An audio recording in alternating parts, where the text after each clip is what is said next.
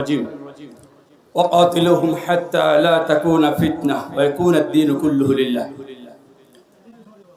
ইসলামী আন্দোলন বাংলাদেশ শিবচর উপজেলা শাখা কর্তৃক আয়োজিত আজকের গণসমাবেশের সভাপতি, প্রধান অতিথি, বিশেষ অতিথি, আমন্ত্রিত ওলামা ইকরাম এবং আমার সামনে উপবিষ্ট রয়েছেন ইসলামকে রাষ্ট্র ক্ষমতায় দেখতে চান এমন একদল যুবক ও তাওহীদি জনতা, সকলকে ইসলামী যুব আন্দোলন শিবচর উপজেলা শাখার পক্ষ থেকে আন্তরিক অভিনন্দন ও শুভেচ্ছা জানাচ্ছি।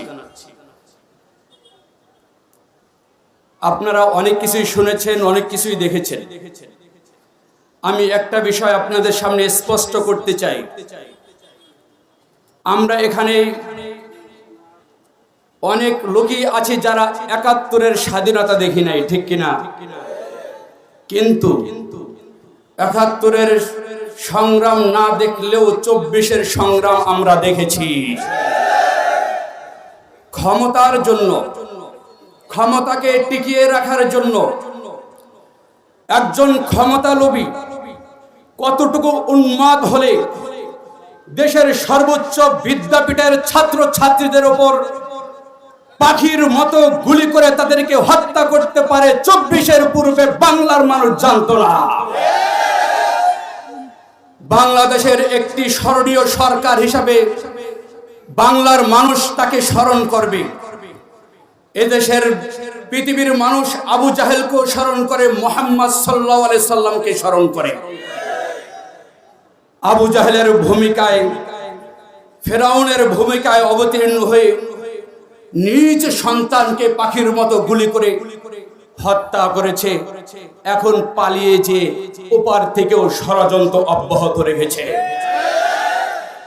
এই জনসমুদ্রের কাছে আমি প্রশ্ন রাখতে চাই, ২৪-এ যেইভাবে পাখির মতো গুলি করে আমার ভাই, আমার সন্তানদেরকে হত্যা করেছেন, এই দৃশ্য কি আপনারা আবার দেখতে চান?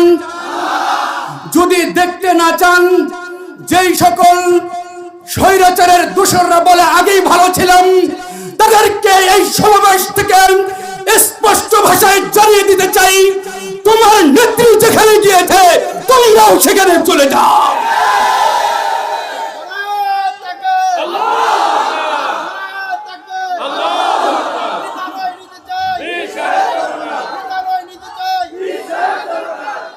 সম্মানিত সুধী, ২৪-এর এই গণ অভ্যুত্থানে ইসলামী আন্দোলন বাংলাদেশ যখন কোটা সংস্কার আন্দোলন শুরু হয়, শুরু থেকেই ইসলামী আন্দোলন বাংলাদেশ এর প্রতি সমর্থন জানিয়ে আসছে। এরপরে আমি খুব সংক্ষেপে করব।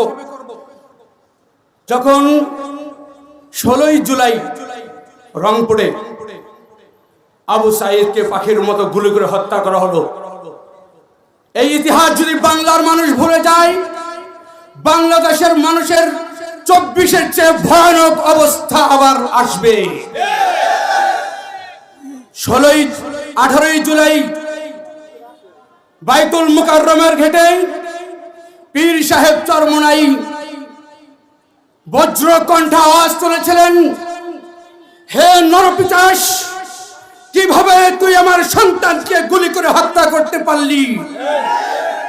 আমার সন্তানকে যেহেতু তোরা হত্যা করছস, এক মুহূর্ত বাংলার গদিতে তুই থাকার অবকাশ রাখস না।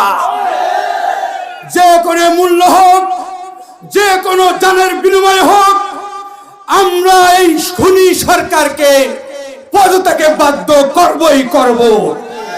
পীর সাহেব চরমোনাইয়ের এই বক্তব্যের মাধ্যমে দেশের সকল পেশার মানুষ, শিক্ষাবিদ, বুদ্ধিজীবী, সব শ্রেণীর পেশাজীবীর মানুষদেরকে এই আন্দোলনে শরীক হওয়ার জন্য আহ্বান জানিয়েছিলেন। আপনারা জানেন, ৫ই আগস্টের পূর্বে ৪ই আগস্ট শাহবাগ চত্বরে শায়েখ চরমোনাই, যিনি আজ আমাদের প্রধান অতিথি, নিজের জীবনের মায়া ত্যাগ করেন স্পষ্ট ভাষায় বক্তব্য দিয়েছিলেন আর ঘোষণা করেছিলেন, আমার সন্তান, আমার ছাত্র জেলে আর খুনি হাসিনা গদিতে তা কিছুতেই হতে পারে না। অতএব লং মার্চ টু ঢাকা ছাত্রদের এই আন্দোলনের সাথে 4 তারিখে শাহেখে চরমোনাই একতা পোষণ করে ছাত্র জনতার সাথে 5ই আগস্ট কারফিউ ভঙ্গ করে হাজার হাজার জনতা নিয়ে শাহেখে চরমোনাই অগ্রণী ভূমিকা পালন করেছে। সম্মানিত সুধী, আপনারা জানেন এই দেশের যুব সমাজ আজ ধ্বংসের দ্বার প্রান্তে পৌঁছে গিয়েছে। এই যুব সমাজদেরকে যদি বাঁচাতে হয়, যদি যুব সমাজকে ধ্বংসের হাত থেকে রক্ষা করতে হয়, তাহলে ইসলামী যুব আন্দোলনের বিকল্প নাই। ইসলামী যুব আন্দোলনের একজন কর্মী নেতা কোনদিন নেশাগ্রস্ত হয় না, নারীবাজি করে না, দাঙ্গাবাজি করে না। যুব সমাজকে আদর্শ যুব সমাজ করার জন্য ইসলামী যুব আন্দোলনের আবির্ভাব ঘটেছে। সকলকে ইসলামী যুব আন্দোলনের শরীক হওয়ার জন্য আহ্বান ব্যক্ত করে, যুবক ভাইদেরকে আহ্বান করে আমি আমার বক্তব্য শেষ করছি। নাসরুম মিনাল্লাহ ওয়া ফাতহুন করিম।